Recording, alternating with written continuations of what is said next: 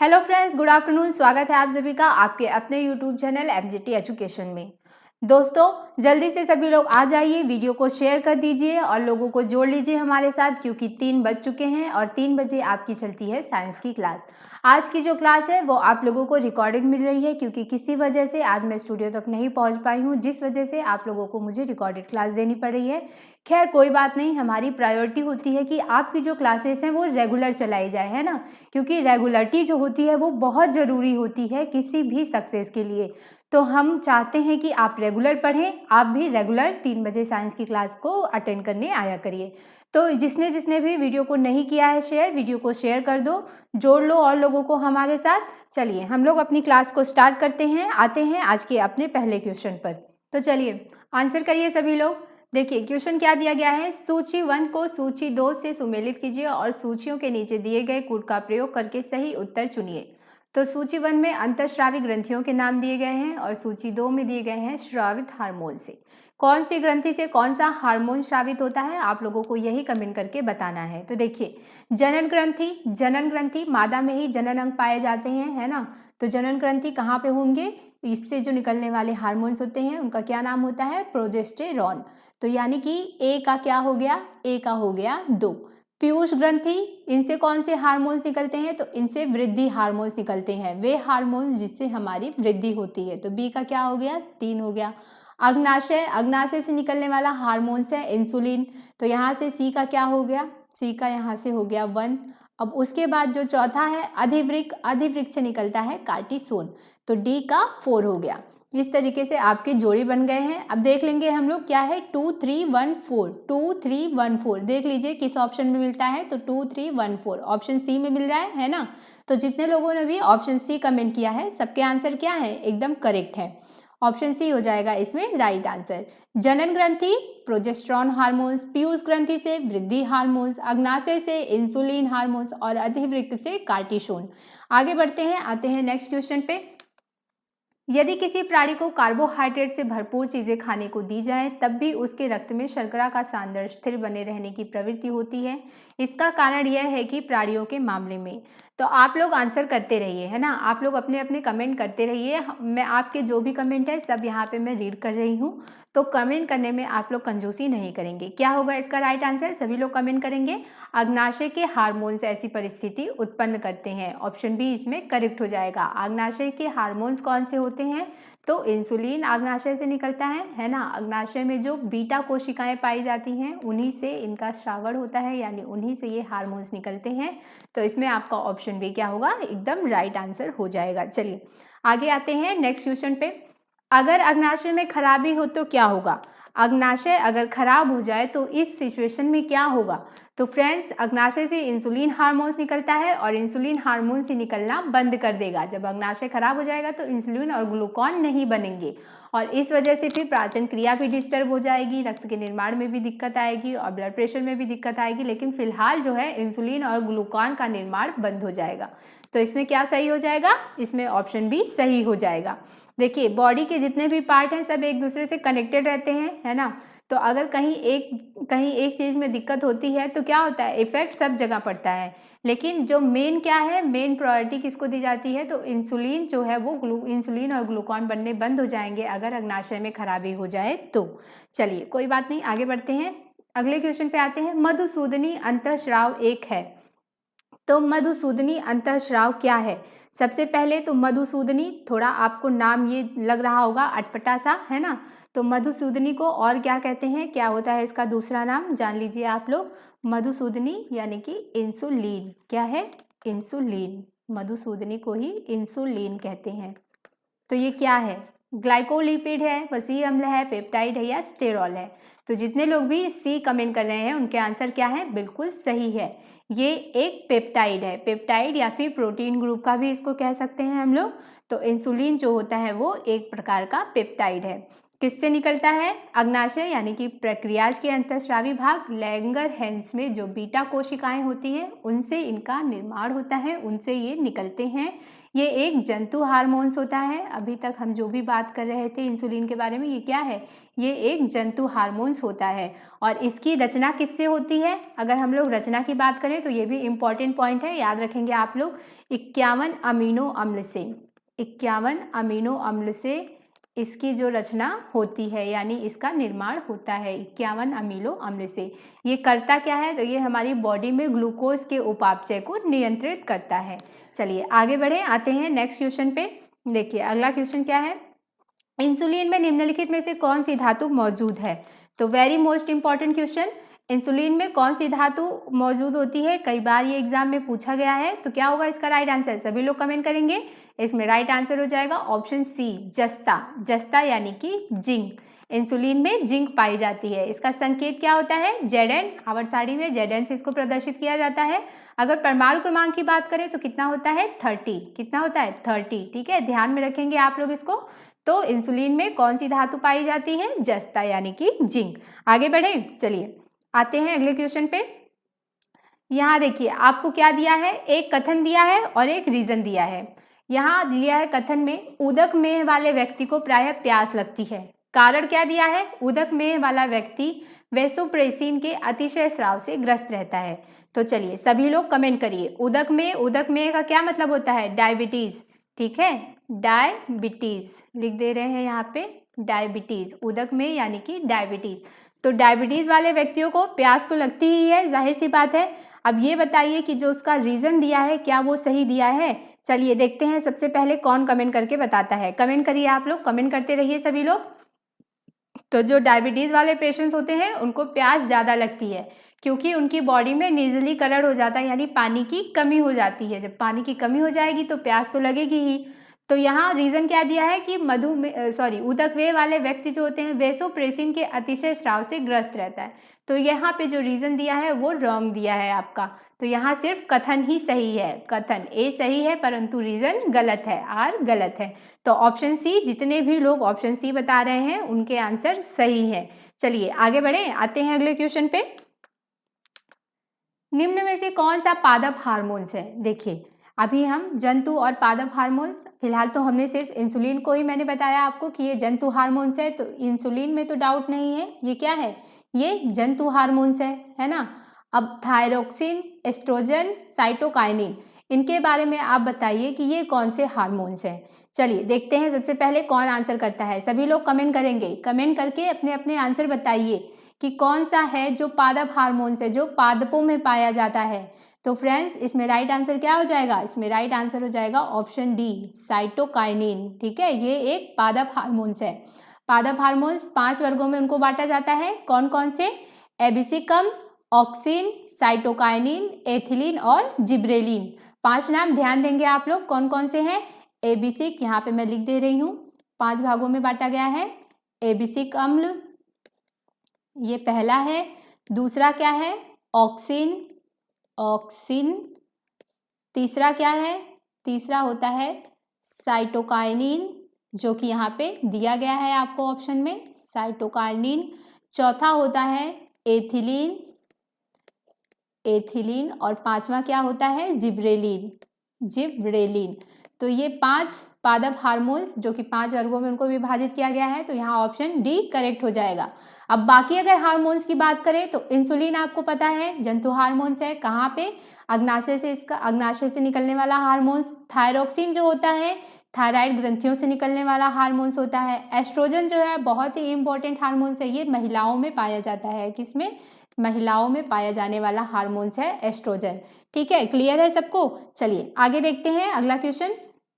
शरीर में अतिरिक्त ग्लूकोज ग्लाइकोजन में परिवर्तित होकर भंडारित रहता है। तो शरीर में अतिरिक्त ग्लूकोज जो होता है वो ग्लाइकोजन में परिवर्तित होकर किस जगह पर स्टोर होता है, कहाँ पर भंडारित रहता है? क्या होगा इसका राइट आंसर? सभी लोग कमेंट करिए, कमेंट करते रहिए। तो देखते हैं कौन करता है सबसे पहले। इसका राइट आंसर क्या होगा? इसमें राइट आंसर हो जाएगा यकृत, ऑप्शन बी, है ना। यकृत में स्टोर होता है। यकृत शरीर की सबसे बड़ी ग्रंथि होती है और इसका कार्य क्या होता है, ये रक्त में जो अतिरिक्त ग्लूकोज होता है उसको ग्लाइकोजन में परिवर्तित करके स्टोर करता है। और अगर कभी बॉडी को ज़रूरत पड़ती है तो यही यकृत जो है वो ग्लाइकोजन को ग्लूकोज में बदलता है और हमारी बॉडी को एनर्जी प्रदान करता है। ठीक है, एनर्जी भी प्रदान करता है, यानी ग्लूकोज को ग्लाइकोजन में और ग्लाइकोजन को ग्लूकोज में बदलने का काम कहाँ पे, यकृत में होता है। तो जितने भी लोग ऑप्शन बी कमेंट किए हैं सबके आंसर क्या हैं, सबके आंसर बिल्कुल सही हैं।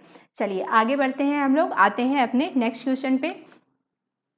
माँ और शिशु के बीच गले लगना या चूमना निम्न हार्मोन्स में किसके विमोचन को प्रेरित करता है। तो देखिए बहुत ही अच्छा क्वेश्चन है, ये कई बार पूछा गया है, आप लोग इसको ज़रूर अपने माइंड में टिक कर लीजिए। ठीक है, स्टार क्वेश्चन इसको हम लोग कह सकते हैं।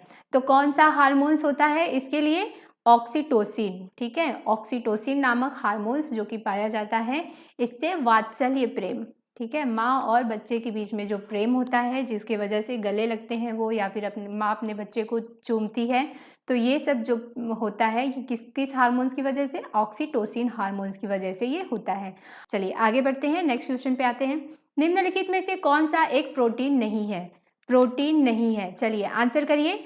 तो अगर आप ध्यान से देख रहे हैं वीडियो तो आपको पहले ही पता चल जाएगा कि ऑक्सीटोसिन जो है ये प्रोटीन नहीं है, क्योंकि मैंने आपको बताया ये क्या है, ये एक हार्मोन्स है ना, ये एक हार्मोन्स है, तो ये प्रोटीन कैसे हो सकता है, तो इसमें ऑप्शन सी करेक्ट हो जाएगा, ऑक्सीटोसिन। अगर हम लोग बात करें केराटिन, फाइब्राइन और कालाजान की, तो ये सब क्या है, ये सब प्रोटीन है जो कि हमारी बॉडी में पाए जाते हैं। आगे बढ़े, आए अपने अगले क्वेश्चन पे, चलिए आते हैं, आंसर करिए सभी लोग। थायराइड ग्रंथि से थायरॉक्सिन स्रावित करने के लिए उत्तेजित करने वाले अंतःस्रावी हार्मोन्स कौन सा है।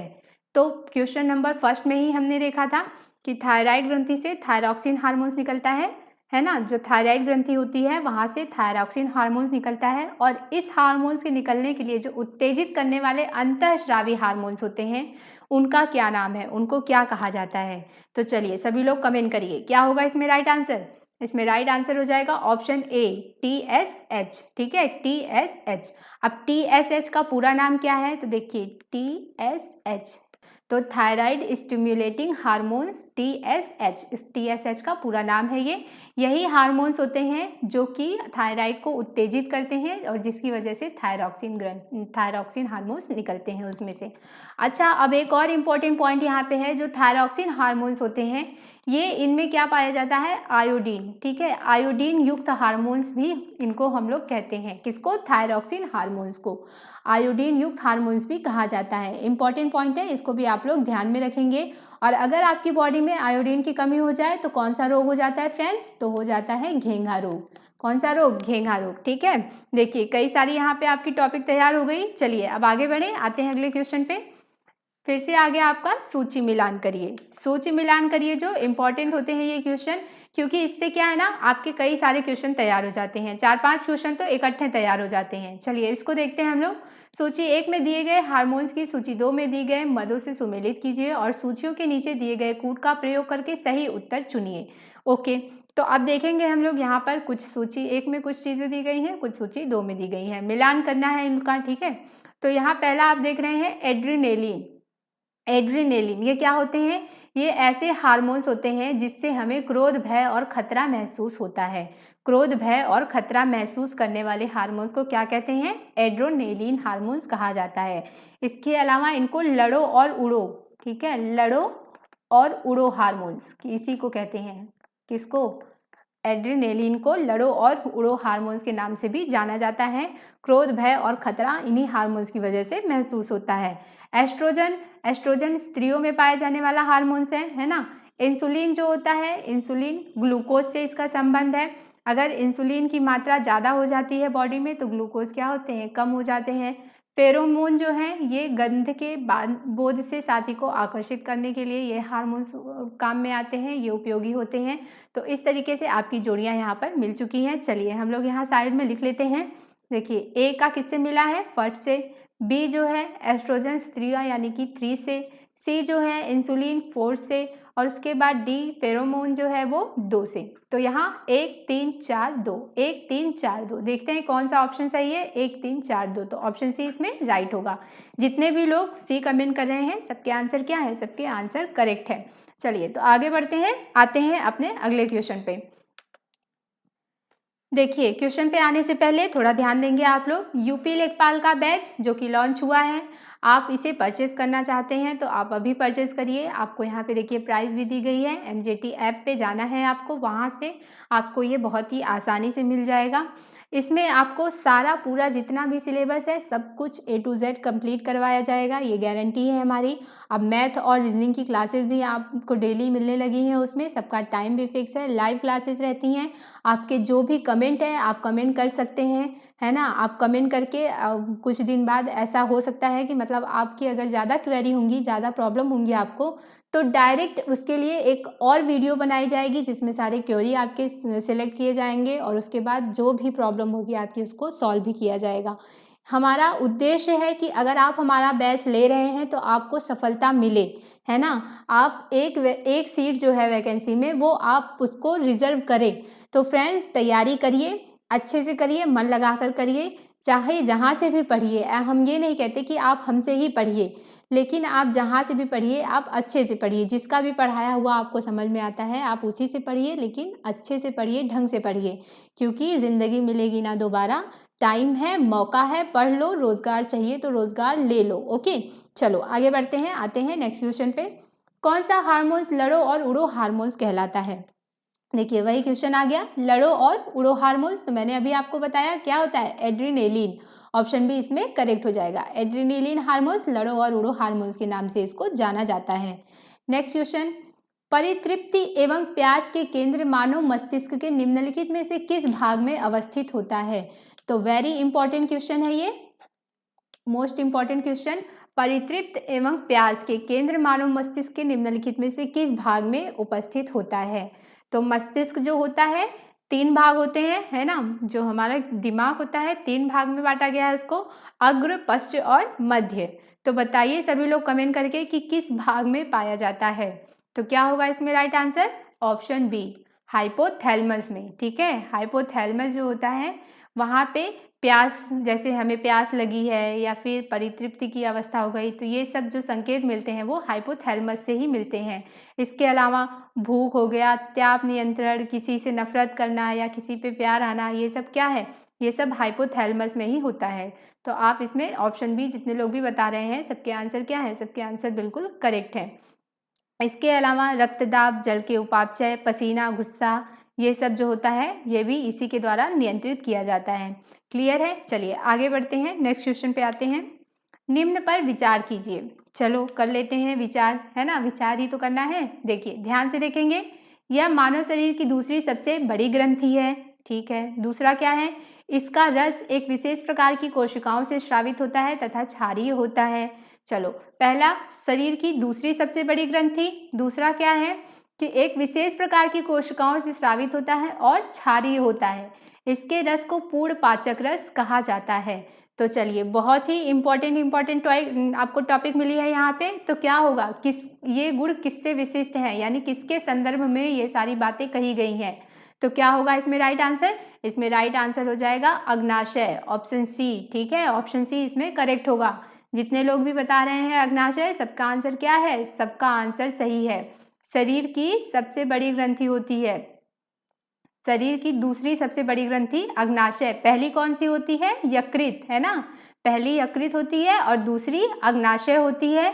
इसके अलावा इससे जो है एक विशेष प्रकार का हार्मोन्स निकलता है। कौन सा हार्मोन्स, इंसुलिन। अग्नाशय की बीटा कोशिकाओं से इंसुलिन हार्मोन्स निकलता है और इसके रस को पूर्ण पाचक रस कहा जाता है। ठीक है, तो ये आपका इसमें ऑप्शन सी करेक्ट हो जाएगा। ये सब जो बातें कही जा रही हैं वो अग्नाशय के संबंध में कही जा रही हैं। आगे बढ़ते हैं, नेक्स्ट क्वेश्चन पे आते हैं। निम्नलिखित में से मनुष्य के शरीर में कौन सी ग्रंथि वाहिनी विहीन है। वाहिनी विहीन का क्या मतलब है, वाहिनी विहीन यानी उसमें नलिकाएं नहीं पाई जाती हैं। तो कौन सी ग्रंथि होगी, जल्दी जल्दी कमेंट करिए सभी लोग, देखते हैं कौन करता है सबसे पहले राइट आंसर। वाहिनी विहीन, नलिका विहीन। ठीक है, कौन सी ग्रंथि है, कमेंट करते रहिए सभी लोग। क्या हो जाएगा इसमें राइट आंसर? अंतःस्रावी ग्रंथियां। क्या होगा? अंतःस्रावी ग्रंथियां। ऑप्शन सी इसमें सही हो जाएगा।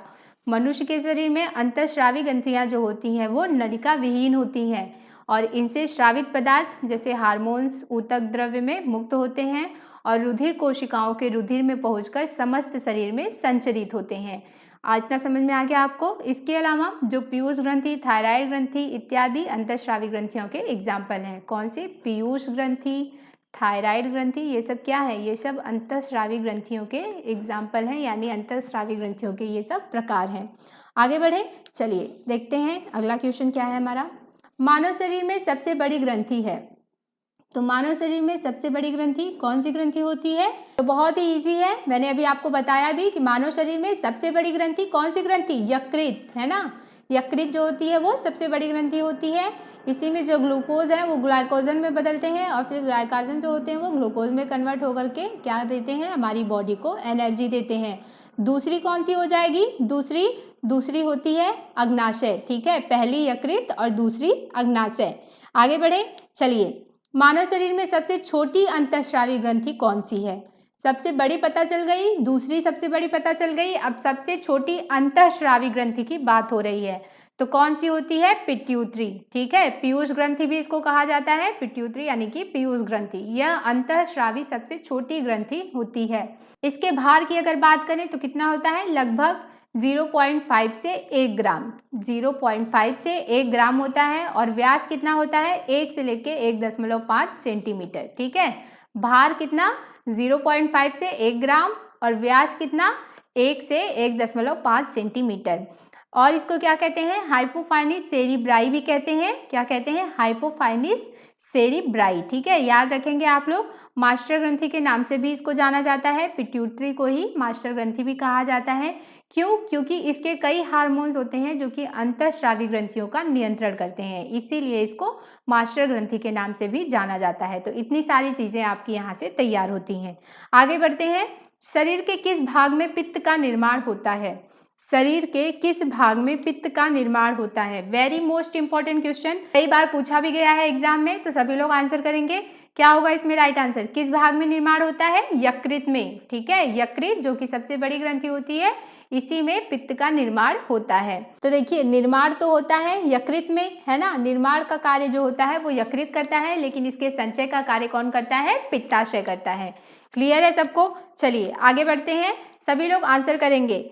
आंसर करिएगा सभी लोग। गैसीय स्थिति में पाए जाने वाला हार्मोन्स है, कौन सा ऐसा हार्मोन्स है जो कि गैसीय अवस्था में पाया जाता है? चलिए सभी लोग आंसर करिए।